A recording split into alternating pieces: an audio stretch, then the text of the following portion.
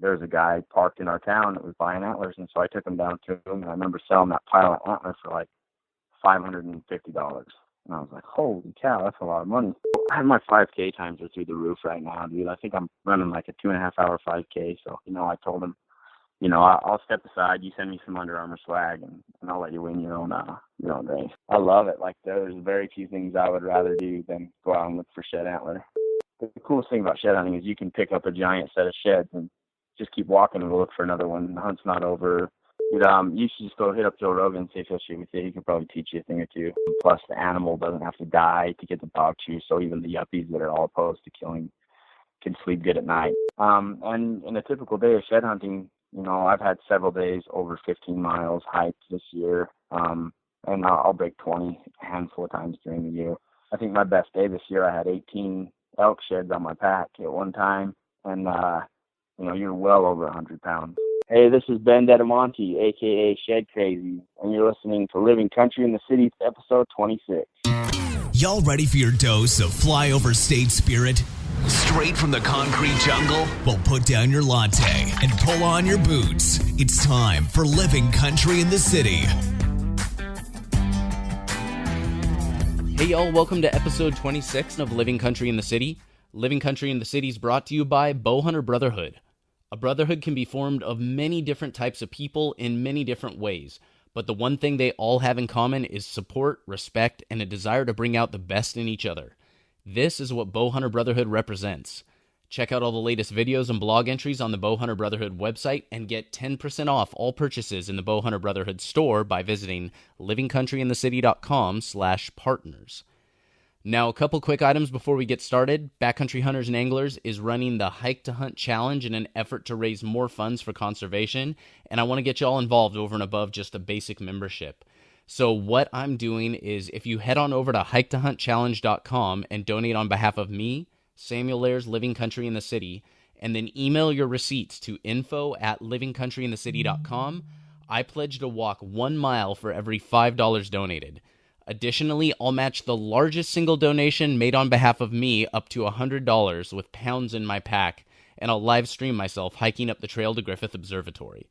Now, there's a possibility that if the number is way over that $100 mark, I'll take on something a little bit more crazy or do something special, but I haven't quite decided on that yet. So head on over to hiketohuntchallenge.com and donate any amount on behalf of me. Just remember that the more you donate, the more you get to completely make me suffer hiking up that hill. Now, on top of that, everyone who's participating in my 2K follower giveaway on Instagram, which, incidentally, I've added some awesome new stuff, y'all can get bonus entries by emailing me your donation receipts. The first $10 donated on my behalf for the Hike to Hunt Challenge will get you one bonus entry, while every additional $5 donated will get you another bonus entry on top. Whoever makes the largest single donation, in addition to the bonus entries they've already accumulated, as well as forcing me to carry the heavy pack up the trail, that donor will receive 10 additional bonus entries. So, all right. Today, I'm on the line with Ben Dettamanti, better known as ShedCrazy on Instagram. Now, I finally got to meet Ben at the Total Archery Challenge in Snowbird. He's a really solid guy, and now a lot of y'all may only know him as a bit of a goofball with all his posts on Instagram and, kind of a wise guy. Well, what you may not realize is that Ben is a very wise guy. He's taken what most people consider to be a fun outdoor hobby, shed collecting, and really turned it into a career that supports a lifestyle of hunting and spending time in the outdoors. And I know myself, I can't wait to get the inside scoop. Ben, thank you so much for joining me on the show. Happy to be here.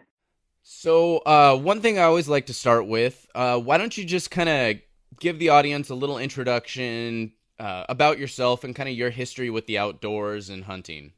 Well, I was born and raised in kind of the hub of the world for Western hunting. I was born and raised in southern Utah, right in the heart of big mule deer country, and as long as I can remember, my favorite thing to do was go out and hunt deer with my dad. I've been hunting since I could walk, since I could get in the truck and go. So, I mean, it's been an obsession that's taken over every other thing that I should have been doing my whole life. It's the reason I quit football. It's the reason I probably should have got married soon. I should have done a lot of things, but I couldn't quit hunting, and I'm never going to quit hunting. So it's just been something I've been obsessed with as long as I can remember. You know, it's funny. It's one of those things where, you know, people have been talking to me lately because this is all I can talk about anymore. This is all I ever really think about. My social life has pretty much become completely non-existent. But they all sit there and think, you know, people are like, well, you know, what happens with all this hunting stuff? Somebody actually said it to me today. What happens with all this hunting stuff? Like when you know, meet that girl that really kind of turns your head, or, you know, how are you going to work all that out? And I'm like, well, one of two things is going to happen. We're either going to meet because we both happen to be running on the same trail at about 5 a.m, or, you know, the girl that turns my head is going to be the one that's probably just as obsessed with hunting as I am. Mm-hmm. Right. Otherwise, the only girl that's turning my head is probably going to be a cow elk. But yeah, that's exactly right. Yeah, and with my wife, that's kind of the way it was. Like, I kind of faked her out a little bit because I thought she was really hot, so I didn't really like let her know how obsessed with it I was until after I already kind of had her on the hook. And she's been good. She goes along with it. She likes to hunt. She likes to shoot her bow, but she's nowhere near as diehard as I am. And for me, that's kind of a good fit because I like to hunt alone, and I like to be able to go and know that stuff's taken care of at home. And she's awesome. She handles that so well. You know, that's cool that you're with someone who supports what you love to do, and you can go enjoy that with her and talk with her about it.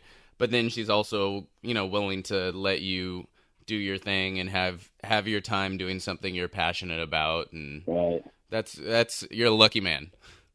Yeah, for sure. Like, it's funny, all the guys and my wife's a teacher, so she also brings in a pretty good paycheck for us, so I can do what I want. And all the guys that she worked with they tell her all the time, man, I married the wrong girl. They know about it. It's 100% true. Like, I don't know how I lucked out, but I lucked out big time.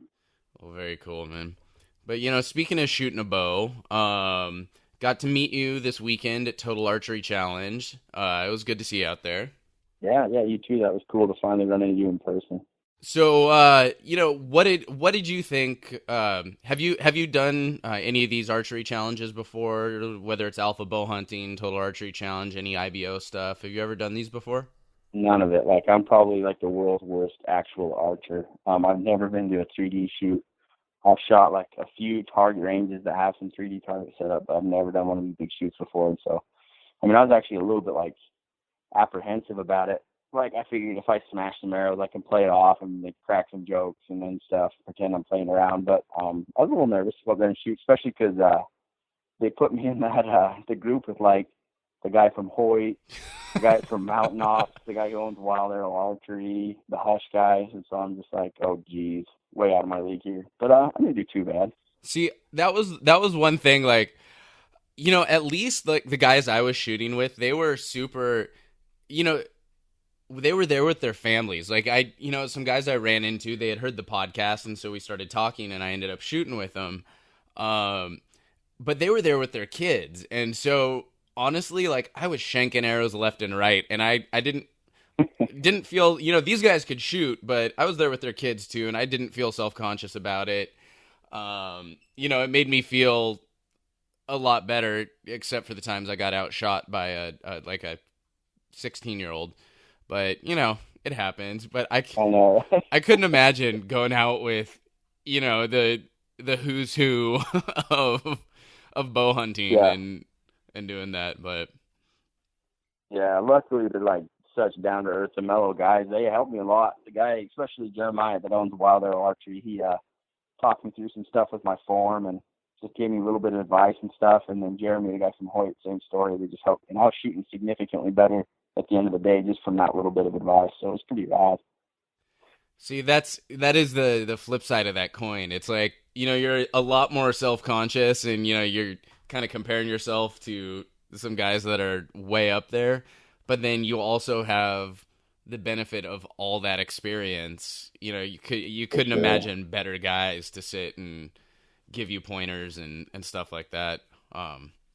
Oh yeah, 100%. That's one thing I definitely miss out here sometimes is the range I go to, it's an outdoor range, and I go there early in the mornings. You know, it's not like a manned thing. There's no pro shop guys there, none of that. Right. And so it's just kind of me figuring out what I can do, and I don't want to say I taught myself to shoot, but to some extent I did, and I've learned stuff, picked up stuff from people here and there, but I really need to find a good shooting mentor, and I need to take some time and really dedicate it to going to a place where there's people that know what they're doing, that can be like, oh, come on, you know, your string's not touching your nose, you know, you're cranking your head down, whatever that may be. Right. Yeah, for sure. Well, I know some guys out there in California. Dude, you should just go hit up Joe Rogan and see if he'll shoot with you. He can probably teach you a thing or two. When he can, you know. He'll probably be down to go shoot. They're just pals. Yeah, you know, it's all us LA guys. You know, we're buddies. I'll just roll up, knock on Joe Rogan's gate. Yeah, just go see if he wants to shoot bows or something. He'd probably be cool about it. You know, I was super bummed because he's doing his tour right now, and his LA shows were just before Snowbird, like a week or two before, and I was looking, and I was like, okay, awesome, I'm gonna get some tickets, and I got distracted for like a week, and I didn't remember it until just before the show, and both of them in LA were completely sold out. Yeah. And I was super bummed, but it was probably better because I'm not sure I would have been able to resist the temptation to, in the middle of like one of his sets, just stand up and be like, I'm a bow hunter. We have something in common, famous person. Pay attention to me, please. Acknowledge me. Yeah, dude, it's funny, man. It's funny when you get into, like, you know, you meet some of these famous, whatever, quote unquote, social media hunter guys, and it's funny, people kind of lose it around them. I've seen it with, hanging around with some of the Hush boys, especially. You'll see people like, let's see Eric, and just kind of come unglued, and it's kind of hilarious. Oh, it's funny. I will say one of the exciting moments for me this weekend was getting to meet Cam.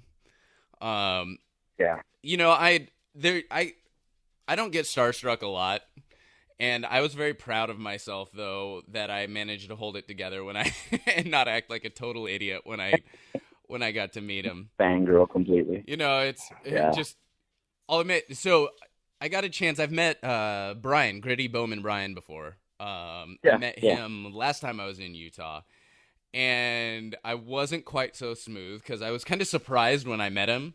Yeah. We were at the Sitka Subalpine launch event with Black Ovis and all of them, and there was a taco truck there, and I roll into line and to get my second helping of tacos, and all of a sudden I knew Brian was there. You know, they were one of the hosts of the event, and he turns around and he's like, hey, how you doing?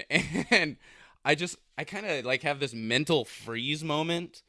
And then I just look at him and I'm like, I'm a big fan. Oh, that's hilarious. And, you know, we talked for a minute, and both him and Aaron were like, you know, super great. I mean, they're the nicest dudes in the world. They're super gracious. And that's fun. Kind of let me be a fanboy for a minute.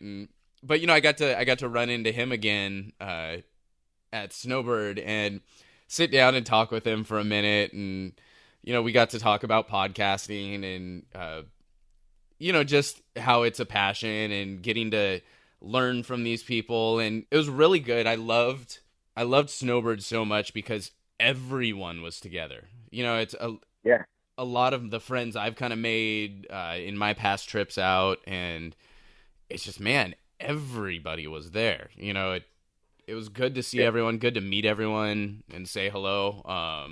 So I really enjoyed that. It was probably one of the best weekends I've had in, gosh, ever.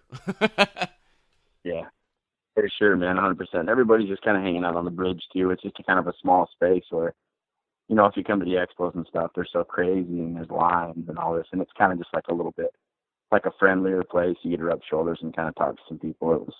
I had a lot of fun there, too. I wish I could have stayed the whole time. I only shot Friday, but it was a good time. Yeah, so you weren't there for the trail run on Saturday morning. I mean, I know you would have smoked us all. Oh yeah. Well, I have my 5K times are through the roof right now, dude. I think I'm running like a 2.5 hour 5K, so like it would have been over. Well, and you can't really embarrass Cam at his own trail run 5K. That's just Yeah. Well, he messaged me and asked me to step aside, and I was more than happy to do it. I told him, I'll step aside. You send me some Under Armour swag, and I'll let you win your own race. So I assume you won. I don't. it's just really really gracious of you. You kind of got to let people keep up appearances is really what it is.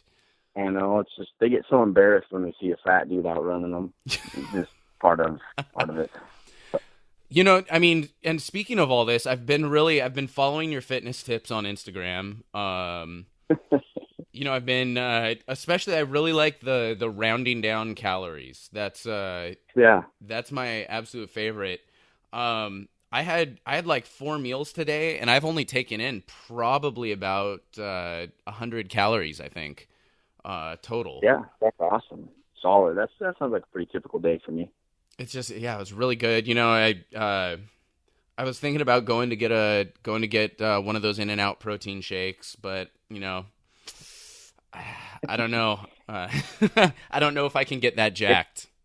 If you get the strawberry, that's a fruit, and fruits are the same as vegetables. So I mean, it's just healthy. It's 100% healthy. Ah, good to know, You can't man. you can't go wrong. Ladies and gentlemen, Yeah, I've learned. tips from the fitness expert here, ShedCrazy, Ben. I'm in the middle of a 2-year bulking phase, and it's really paying off. I've been following all these tips by myself for years, and every time people see me, they just kind of ask me, what are you doing? How do you keep up that look? And what I do, just kind of who I am.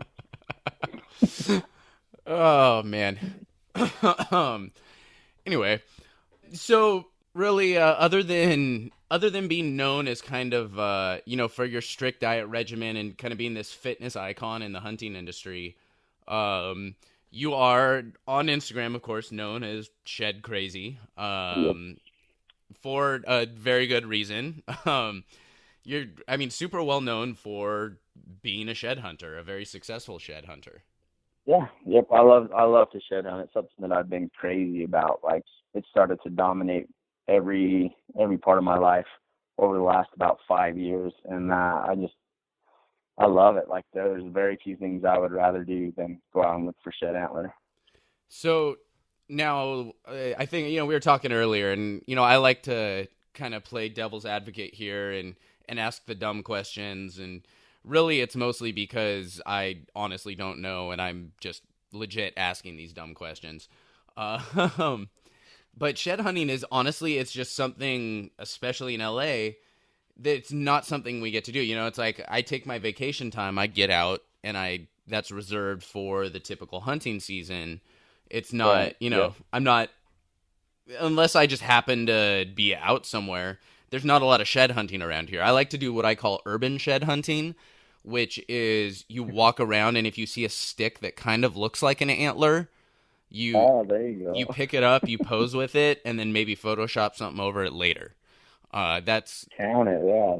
that's what I call my urban shed hunting. But this whole shed hunting thing is like, what do you do? Do you just kind of like go out and walk around and be like, I hope I see an antler, or like how do you find a good shed spot? Yeah, well, there is like a lot of research and science that goes into it. It does kind of seem like just this weird thing, like picking wildflowers or something. But we spend a lot of time on Google Earth looking at elevations, looking for specific types of winter feed, looking at migration routes and patterns for like big herds of deer and elk. And we also spend a lot of time out looking for shed spots, scouting, finding the animals while they're on the winter range, and just like keeping track of specific animals, and then going in and looking for their sheds once they've dropped. So it's something that a lot of people don't really understand, and I'm okay with that because like I don't need a ton of competition, but a lot of people are like, what, why? But it's really fun. For me, it's kind of like my form also of trophy hunting. Like, don't get me wrong, I trophy hunt. Like, I want to kill the biggest deer. I want to kill the biggest elk. I'm all about scoring stuff and knowing what it scores. But the coolest thing about shed hunting is you can pick up a giant set of sheds and just keep walking and look for another one. The hunt's not over.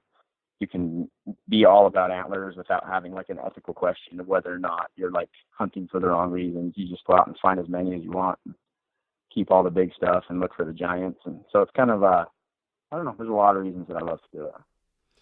Well, there's definitely you don't have to worry about the wind changing and spooking an antler. Right. You got to wear camo. So. There you go. You don't have to take off your boots and stalk up very, very silently on that mule deer antler. No, it does take a lot of that out. You don't have to worry if you smell bad or I don't know. But there's a lot of methods of hunting. Like you can't hunt out of a tree stand. That's totally not. That's totally out of question. It doesn't work that well. I've tried it. Ground blind. They're no good. So you have to hone your skills for sure. I don't get it, man. I got my tree stand set up over water. Where are the sheds? Haven't found one yet. Yeah, it definitely has a lot of technique to it, though, and it's there's a learning curve for sure to be successful at it. So, I mean, how far do you travel? You're in Utah. Like, how far do you travel to go hunt down these sheds? Oh, we've driven. I drive 6 hours regularly, just to go to better shed areas, premium elk units, and out of state. Arizona, Nevada, New Mexico. Just to up the amount and the quality of sheds that you find. I always say it's better to drive 6 hours than walk 6 hours without finding one. So I don't mind going far. And in a typical day of shed hunting, I've had several days over 15 miles hiked this year. And I'll break 20 a handful of times during the year. And a good portion of that will have, 30 or 40 pounds of elk antlers on my back. So, I mean, that's the other thing I think people don't realize, and I didn't realize at first, is, you think like, oh, it's shed hunting. You're just kind of walking around and picking up what you find, and you got maybe an armful of stuff, and it's not a physically demanding thing, or it's, it's nothing like packing out an animal or anything like that, but you're rolling out with a serious amount of weight. Yeah, in the really good days, that's 100% what we aim for, is to have a large quantity of big sheds. And I love elk sheds more than anything. So if you have a good day hunting elk sheds, I think my best day this year, I had 18 elk sheds on my pack at one time. And, you're well over 100 pounds on a pack like that. So you're probably, 110 to 120 pounds. And I had 18 plus miles hiked that day. A lot of it with that amount of weight on it. So it's way physically taxing. It's hard on your knees. And if you're not in hiking shape, you just end up having to leave antlers behind, which is just leaving money on the ground. Now, speaking of that, you do this for a living, right? Yeah, yep, that's my full-time gig now. So how did that even come about? Like, it's once again, from a layman's perspective, it's, for me, I'd be out shed hunting thinking like, oh, cool, I'm going to have an awesome thing that I can put on, hang up somewhere, like a decoration or just something kind of cool to have for a while. How do you go from that to turning it into a full-time gig? Well, I started out like that for sure. I got into it, like I said, maybe really hardcore 6 or 7 years ago. And I just was picking up deer antlers around the town I lived in because I thought they were cool, because my brother-in-laws were really into it, and I just kind of wanted to go with them. And then the end of the year came, and I had a decent pile of antlers. I made some elk trips that year, and I had a little pile of antlers. There was a guy parked in our town that was buying antlers, and so I took him down to him, and I remember selling that pile of antlers for like $550. And I was like, holy cow, that's a lot of money. Fuel, And so then right then the wheels started turning in my head. It's like, now I'm going to see if I can get more and more and sell more and more and make more and more money. And I think the next year after that, I made a couple $1,000s on elk sheds. Dang. And I realized you got to get after the elk sheds if you want to make money. And since I started selling some decent piles, making decent side money and paying for my fuel and stuff, I've always just wanted to try it and just see if you could actually pick up enough money to pay for it plus make a decent income off of Antler. And so this year has been the year that by far I've picked up the most ever. I think I've picked up about 150 elk antlers this year and somewhere around 100 or 200 deer antler. I don't know. I didn't count the deer really. And then, so on a year like this, I probably so far picked up probably $10,000 to $15,000 in antler. Jeez. And so I mean, this is obviously seasonal work generally, right? It is for the most part. Antlers become worth less as they fade. The color fades in the sun. So you want to get as many of the brown antlers as you can right at peak time, right when they're fresh dropped, so they're worth the most money and they weigh the most. And then pretty much through the summer I quit because it's so hot. Like the places I like to shed hunt, especially like Arizona, they're brutally hot, 110 degrees right now. So that's just not worth trying to do anything in that kind of heat. And I'll go back to it throughout the fall, and then like the months of November, December, and January, I'll hit it really hard. Okay. Now, you kind of mentioned you want them when they're fresh dropped, when they're brown, they haven't been bleached out by the sun. What else kind of determines its worth? Is it a weight thing? Is it whether you have a matched set? I'm assuming all of that kind of stuff goes into it? Yeah, it can all kind of play into it a little bit. Color is the main thing. It's all done by weight. So when you sell your pile to an antler buyer, he's going to go through and separate it, and typically into 3 grades. Brown, which is fresh, not faded, no cracks. Hard white, which might have a few little cracks, but is in pretty good shape. And then chalk, which has cracks and maybe like flaky from the sun. And then they will just weigh each pile individually and give you a certain price per pound for each grade. And that's kind of how they buy antler. There's a different price for deer and elk. Elk right now is worth quite a bit more than deer per pound, so that makes it the most lucrative to try to go after. So it's just a straight poundage then. Once it's separated out by quality, you don't get necessarily a bonus like if you have the matching set or anything like that. Unless it's like really trophy class stuff, you don't. Like a mule deer singles over about 85 to 90 inches are worth more money, and then obviously a set in that 190 inch plus range could be worth more money. Elk, typically anything over like 370 to 380, the matching set, and the singles are worth a little bit more. Okay.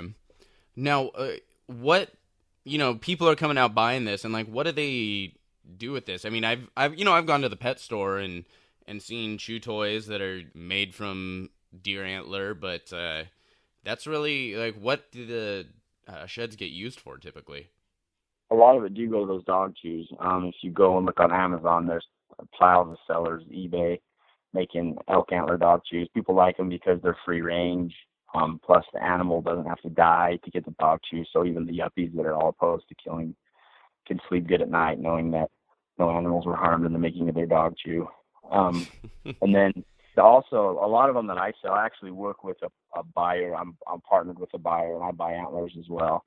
And we work with an exporter. They go in 40-foot shipping containers straight to China. And over in China, they grind them and they make a supplement out of them, like a vitamin, and they take them as medicine. So some sort of aphrodisiac or male enhancement. Yeah, I've heard that. That's the rumor. They must need a lot of it in China because they buy that stuff by the container load. I don't know what's going on. I don't even want to know, man. Yeah, just let them do their thing as long as they're paying high prices for antlers. So what if, just someone was like, I kind of want to get into shed hunting, maybe just as a hobby, just to check out. What would you recommend for somebody that wanted to maybe try and explore and find their first sheds this year without giving away all your industry secrets? Right. The first thing I would tell people is have realistic expectations, because Instagram, social media, they will blow your expectations out of the water, and you'll think, oh, wow, everybody must be finding a lot of sheds. It must be easy, and you'll get so frustrated and quit. Because I've had so many people message me and be like, I want to get into shed hunting, I want to try it. And then they get so frustrated when they can't find them. But I wish I had $1 for every day I've hiked my guts out and not found an antler, because hundreds of days, literally, over the last, 5 to 7 years. But if you stick it out, then you can find them. But the main thing you want to look for is just wintering habitat. The best thing to do is go earlier in the winter, find out where the animals are staying, where they're feeding on what elevation they're at, and then just give them their space, let them feed, and they're really vulnerable that time of the year, so don't go in there and push them around, and wait till they move out of the area, and then just kind of go hike those wintering areas. You can just pick a ridge, and I like to zigzag up and down a ridge and make sure you're making maybe 20-yard paths back and forth. And then the other thing that's really underutilized in shed hunting is glassing, just to sit down where you can see an open face where the bulls have been wintering or the deer have been wintering, and use your binoculars and a spotting scope to just pick it apart. I glass antlers all the time. I love to find them in the binoculars. It's so much easier. I can imagine that takes a bit of a trained eye, though, to recognize something as an antler and not a piece of wood or a stick or who knows, whatever, especially if it's, buried in snow or something like that. Oh, yeah, it definitely does. It'll take some getting used to. And even now, having done it for years, I still miss them. I still scan the hillside and they'll be sitting in the wide open and I'll miss them. But then a lot of times you'll get them that are in the wide open, get a white antler that's just shining bright as day right when you pull up your binoculars. And then you get over to where it was and it might be buried from that perspective. So you see stuff you never would have seen otherwise. And even if you glass a hillside and don't see anything, still go hike it and go check it out because there's stuff that you never would have been able to glass. But I think you just get like a more thorough approach to covering a whole area like that. On that note, let's hear a quick word from one of my partners. All right, y'all, I'm not afraid to admit that I'm a huge geek when it comes to games, and well, let's face it, a lot of other things too. However, when it comes to nerdy card and board games, I really can't get enough. So when I found out there was a card game out there combining two of my passions, hunting and nerdy adventure games, I really had to pick it up. The game is called Gutpile, and the goal is to build the ultimate Alaskan hunt.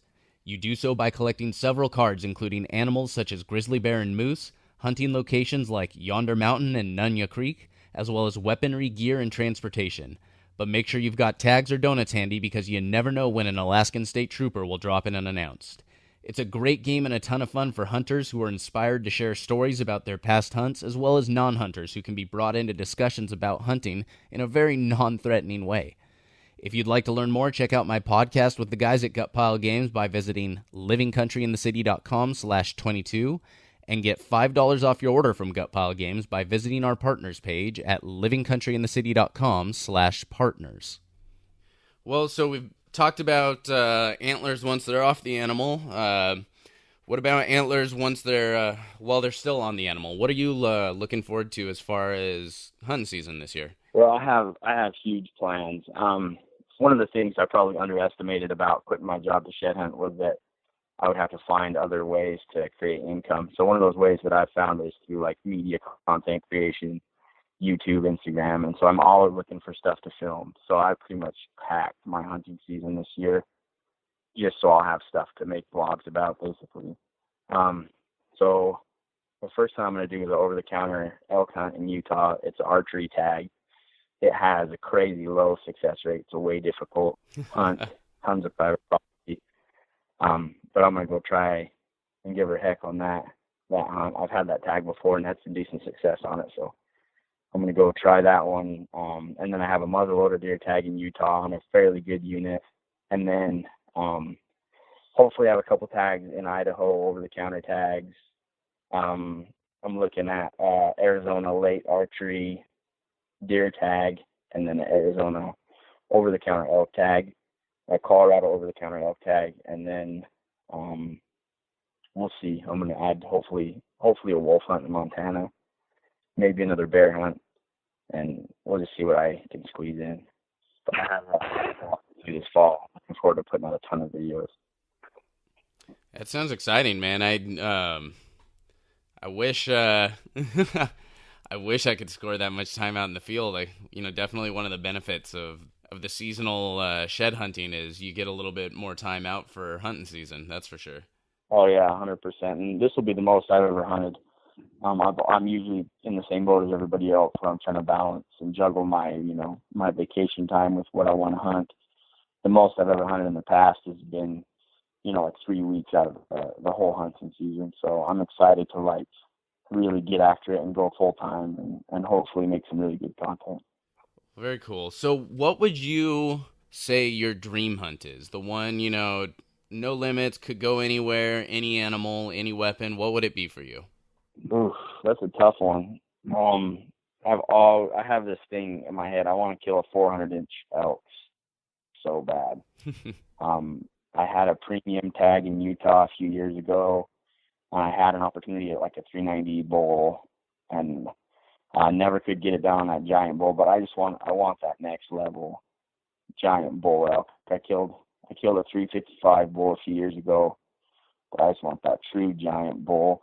So I think if I could have any tag, I would probably choose just like one of these really premium Utah elk tags. Okay. Like to be something. But like as far as like crazy exotics and stuff, I don't get too much into wanting to hunt out of the country. I really like Western big game, but I would love to hunt desert bighorn. That's one thing that I had zero when I first started getting interested. I had zero interest in any sort of rams or goat or sheep or anything, and then all of a sudden, just watching all these dang hunting shows and seeing all the Instagram posts, I'm like, oh, these are really cool animals, and that looks like just a crazy, like, challenging hunt. And oh man, I guess I'm putting in for points for more animals now. Yeah. Well, let's start building them now, like where you're getting into it. It's going to be a long road to get those premium tags drawn, and you want to make sure you got your points built for a long time to get a bighorn tag. Unless, I don't know, I've always tried to decide if it was a better idea to try to draw a bighorn tag or to like try to build a business and get rich so I could buy one. I think they probably both take about the same amount of time. Definitely. The one nice thing about building the business and getting rich, though, is it definitely helps out with all the other aspects of things as well. Right. So. Yeah, it's got a lot more perks than just getting bonus points. Well, yeah, I've been looking at now. Of course, I'm blanking on the name of them. New Mexico. The Ibex. No, not the Ibex. Sorry, the Barbary sheep. Oh, the Barbary. Okay. Yeah, that's something about that. I saw a picture of that thing, and I just fell in love with it, man. I want to get one of those so bad and do like at least a full front mount. Just because they've got those crazy like beards and like it's like a mane. Yeah, those are cool. They call them Aoudad or something too, don't they? Is that maybe that's another name? Are they the same thing? I have no idea. I'm gonna Google search that to find out. But yeah, it's just things I never thought I would have an interest in, and then now suddenly I'm obsessed with. But yeah, I still just elk still holds like this place in my mind that is just on this pedestal, this holy holy pedestal right now. I don't know. I can't.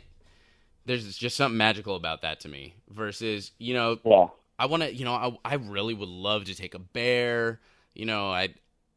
Going after a wolf would be super badass. I mean, I'm doing Idaho this year, so I'm taking. I'm going to pick up a bear and a wolf tag just because I'm going to right. That's awesome. Idaho, and I figure if I run into one, I might as well be able to shoot it. Yeah, for sure. But it's cool. Like, I would look forward to it. I'd be super stoked on it, but it doesn't hold that same, like, just awe to me that complete and utter awe that an elk does. And I don't know, I can't explain it, but everyone seems to know exactly what I'm talking about, Oh yeah, I get it 100%. I've always been an elk guy. I drew a crazy premium tag when I was 15 years old and killed like a really good bull and just got hooked. And ever since then, all I thought about is drawing a good elk tag or chasing these public land elk.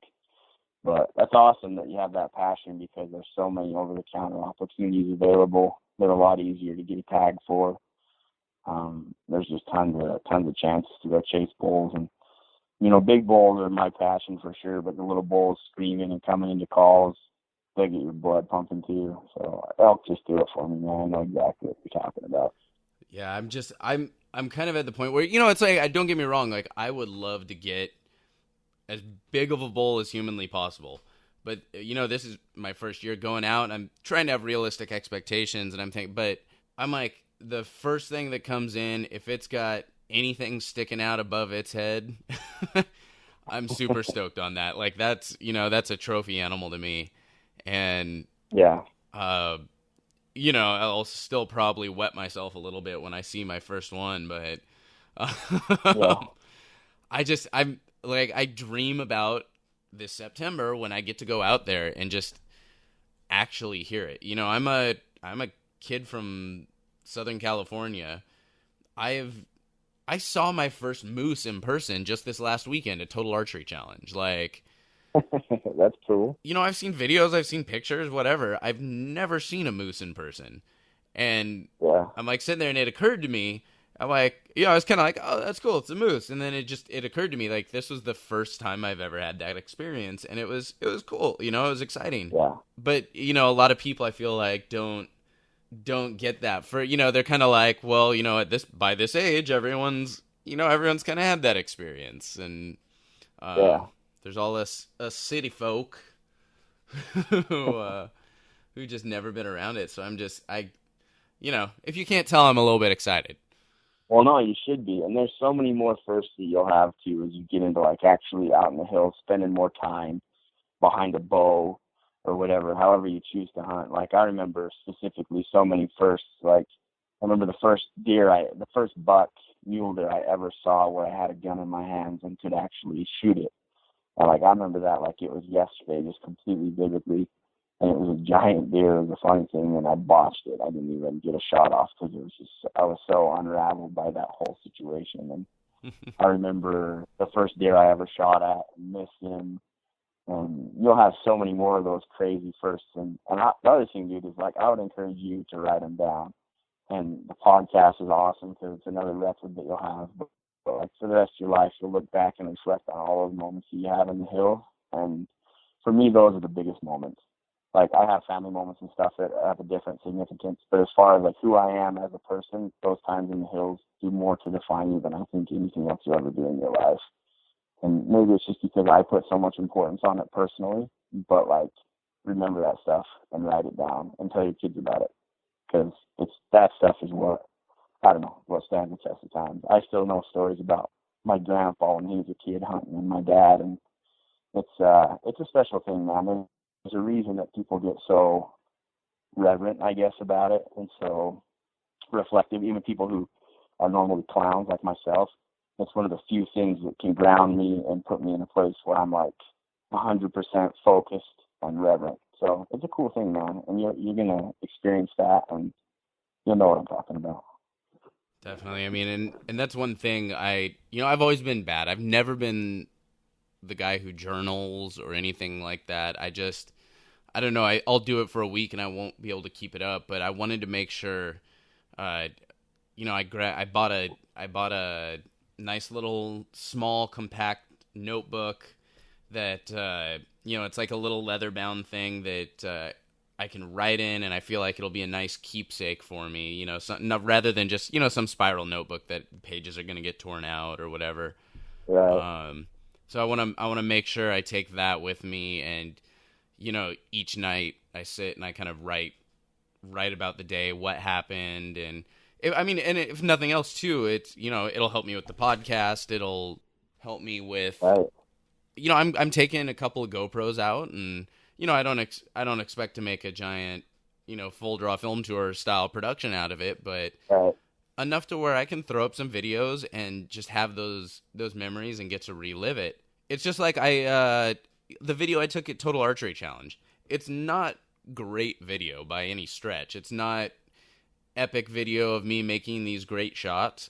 It's a couple clips of me talking with people, walking through, going up the tram, and then just flinging a couple arrows. But I watch that thing probably twice a day for the past, since I've been, because it takes you back. You remember more than just as in the video. You have that moment. Oh yeah.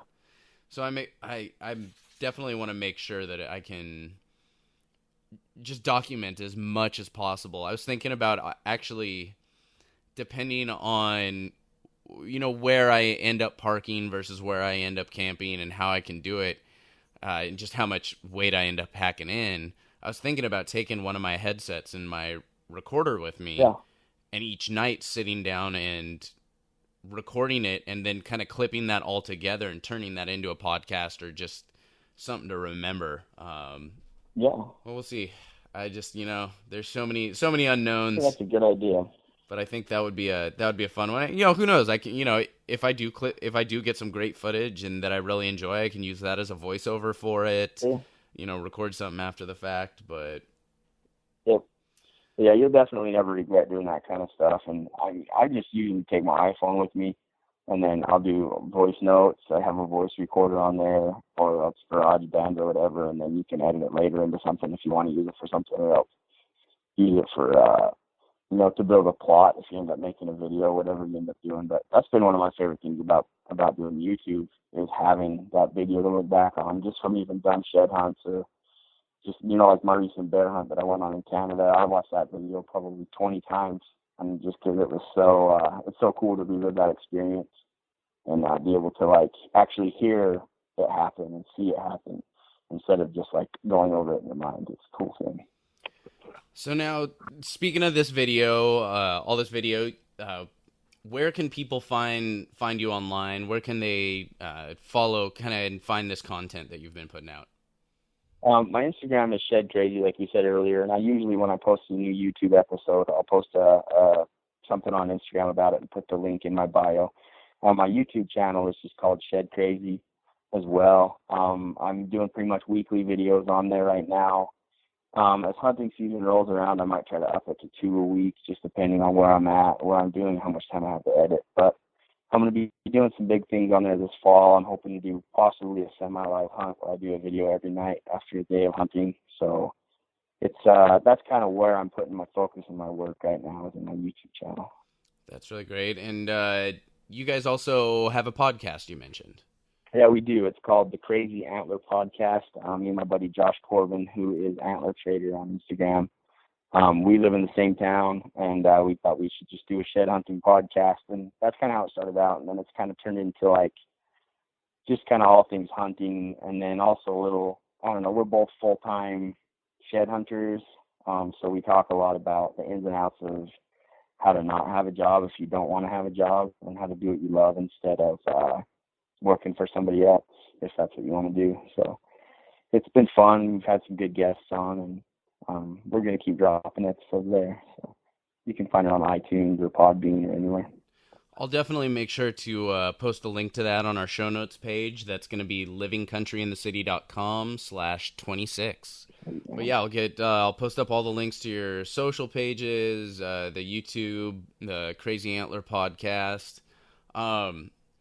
So yeah, before we end this, one of the things I always like to end on is just, this podcast is directed at new hunters or people just that kind of feel interested in getting into the outdoors, but maybe intimidated, or folks like me who are in the city and just kind of think I don't know. There's a lot of work to get into this. What advice would you have for people like that, new hunters, people getting into this? What advice could you give them as far as getting into the outdoors, getting into hunting? Well, I would say don't be afraid of the work. Don't be afraid of the practice and the new things that you'll have to learn, because there's such a wealth of resources out there for people who are looking to get into this. There's all kinds of, the internet should be your absolute go-to. You can find archery lessons on YouTube. You can find anything you need to know. So don't be intimidated by the fact that it is going to take some work and it's going to take some practice. And the other thing I would tell people is, don't be afraid to do stupid things. Don't be afraid to be emotional. Don't be afraid to get excited. People get these ideas from hunting TV shows and from the internet that it has to be this calculated, perfectly done, reverent thing.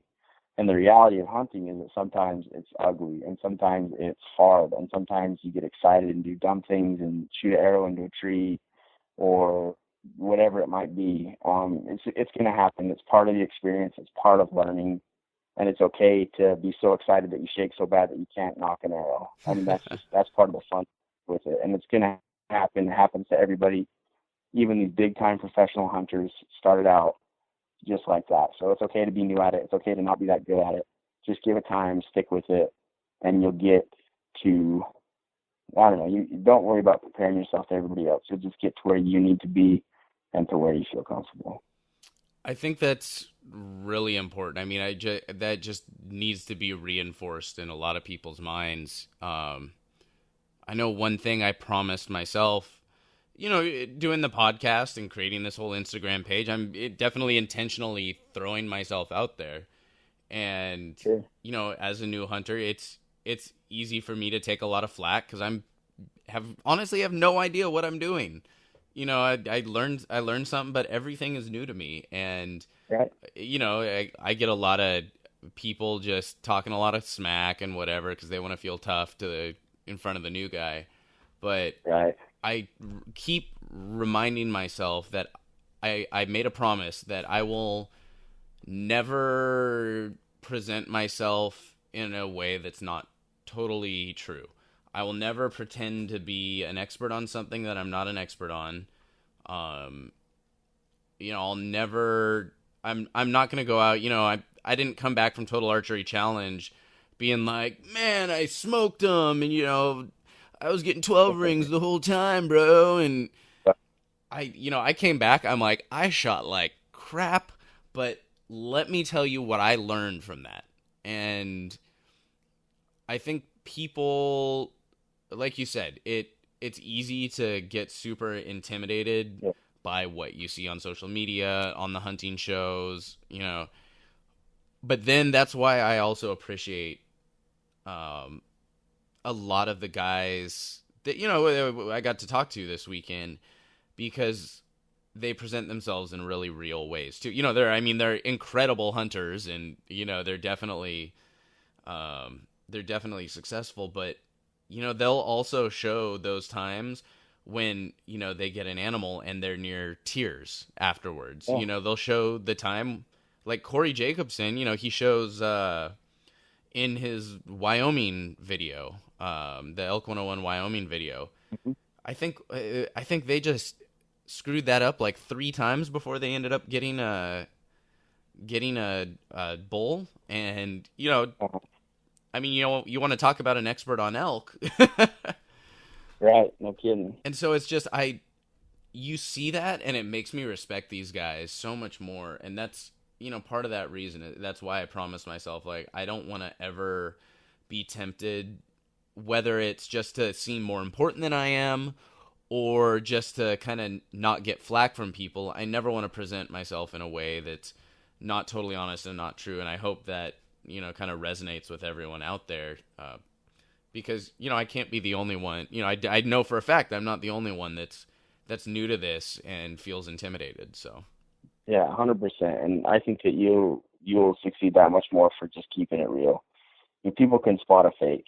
People can tell when people are overcompensating. So as long as you just keep being genuine, people definitely attract more to that personality. I think we're seeing that a lot more in the hunting media world, in the world in general. It's okay to show your insecurities. It's okay to show the things that you worry about and your weaknesses because people identify with that. There's all kinds of people going through the same stuff that you are. So I think it's a good approach.